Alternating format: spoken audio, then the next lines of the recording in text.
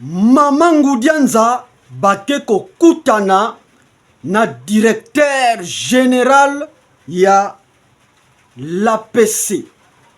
Ezalaki kaka mardi le 15 avril 2025. Pona koluka solution na makambo ezali koleka na territoire ya Luozi. Bakutani lisusu na délégation ya ba chinois. Bandeko nangai, il faut peut-être encourager ba ressortissants oyo bazana pouvoir bazali ko se poumoner pour que lelo oyo Luozi ezala quand même moins bien. Félicitations Mama Ngoudianza, na kotiela bino vidéo wana bolandango bino moko boyeba nini yake kosala. Mais biso tozali ko expliquer na lingala. Panza vidéo, aimé vidéo et kosala biso bien. Alors, ake kokutana na directeur général ya l'APC.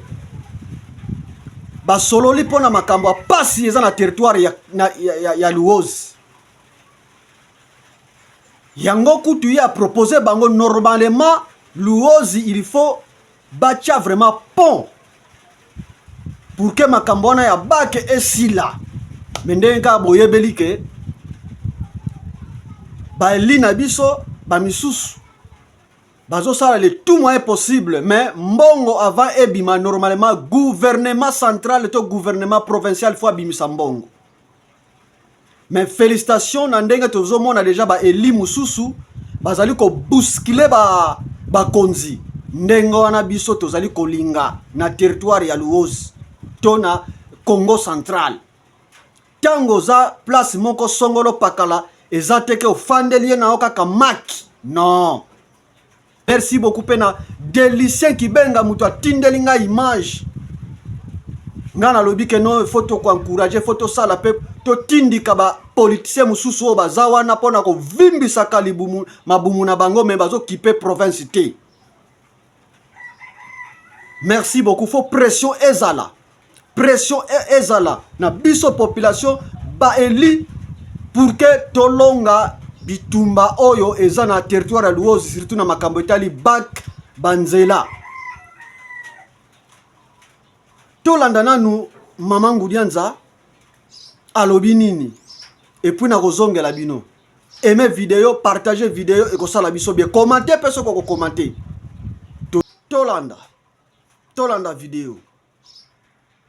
Avec une superficie estimée à 7770 km², le territoire de Luozi est le plus vaste de la province du Congo central. Un territoire qui connaît un sérieux problème d'accessibilité à cause du manque d'infrastructures routières de qualité. Voilà qui justifie la rencontre de ce mardi 15 avril 2025 entre le directeur général de l'APCLC et la rapporteure d'Issina, ainsi qu'une délégation de la firme chinoise.